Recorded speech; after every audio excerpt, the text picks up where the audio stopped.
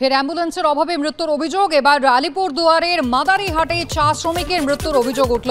Phone করা হয়েছিল Birpara state general হাসপাতালে, কিন্তু একমাত্র অ্যাম্বুলেন্সটি খারাপ ছিল এমনটাই জানায় হাসপাতাল কর্তৃপক্ষ। চা শ্রমিক সুশীল ওরাওয়ের মৃত্যু হয় অ্যাম্বুলেন্স না পাওয়ায় এবং সময় মতো চিকিৎসার অভাবে। বীরপাড়া স্টেট জেনারেল হাসপাতাল স্বীকার করে নিয়েছে তাদের অ্যাম্বুলেন্স খারাপ। जैसे एम्बुलेंस मन रहता तो कोनो उपाय करके लगता है वहाँ ठीक होता है। जैसे 1 महीना हो गया पेमेंट ना पेमेंट नहीं, जैसे 2 महीना 1 महीना हो गया पेमेंट ना पेमेंट नहीं पूरे से। और खाए पिए कर भी लापरवाही फिर घरे खाए पिए नहीं रहे लोहे बुद्धि से ही कमजोरी है तो ऐसा होला ना का वहाँ पर तो एम्बुलेंस खराब है कि कहत रहे तो वो एम्बुलेंस खराब है तो दूसरा भी तो एम्बुलेंस रहे वहाँ दुनिया कर लाइन लगल रहे एम्बुलेंस माने। अस्पताल ले जाने के जोगाजोग किया गाड़ी के लिए तो गाड़ी खराब है बोल के बोला हूँ। अच्छा, तो वहाँ से गाड़ी नहीं मिला? नहीं मिला। कितना बजे करीबन ऐसे हुआ? जैसे 3 बजे जैसे 3 बजे जैसे? गाड़ी मिलने से के बाद भी सकता। এর আগেও ময়নাগুড়িতে আমরা দেখেছি যে জলপাইগুড়ি থেকে মৃত মায়ের দেহকে মাদুরে জড়িয়ে নিয়ে তার পুত্র সন্তান হেঁটে হেঁটে নিয়ে যাচ্ছে কিলোমিটারের পর কিলোমিটার। এই উন্নয়ন উত্তরবঙ্গের লোক পেয়েছে।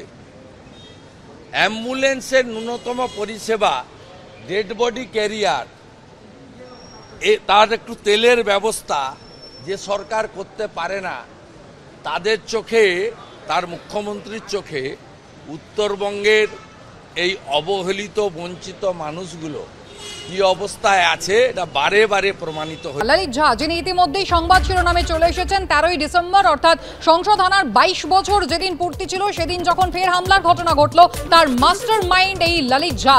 আর ললিত ঝার বং কানেকশন ইতিমধ্যেই প্রতিষ্ঠিত হয়ে গিয়েছে।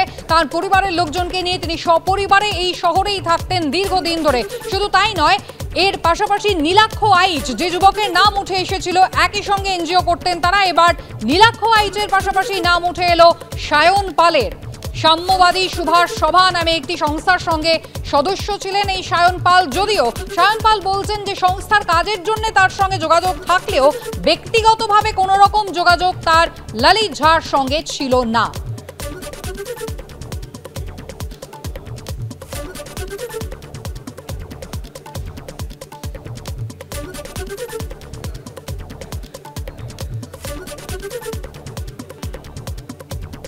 নীলাক্ষ আইচের কথা নিশ্চয়ই আপনাদের মনে থাকবে যে এই সংসদ হামলার একেবারে বাইরের ভিডিওটা শেয়ার করেছিলেন তাকে ললিত ঝা, এবং ইতিমধ্যেই দিল্লি পুলিশ তাকে জিজ্ঞাসাবাদ করছে। আর সায়ন পাল, যিনি সংবাদ শিরোনামে চলে এসেছেন আজ, কথা বলেছেন আমাদের প্রতিনিধি পার্থপ্রতিম ঘোষের সঙ্গে।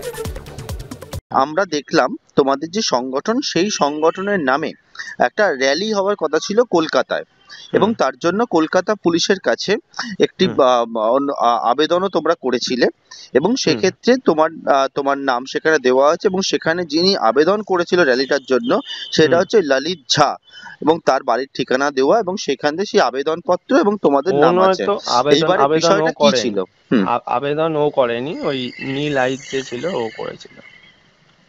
না, পেপারটিতে যেটা দেখতে পাচ্ছি আমরা সেটা হচ্ছে, এবার কিসের র্যালি ছিল এবং কি ছিল বিষয়টা?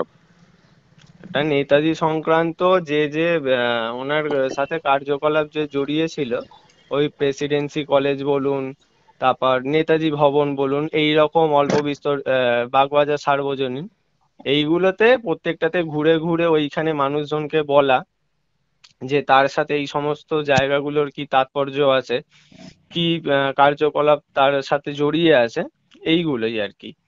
তো যেহেতু 1-1.5 ঘন্টা লেট হয়ে যায়, তো তারপর আমরা সাইকেল নিয়ে গিয়েছিলাম, আমরা আবার ব্যাক করি।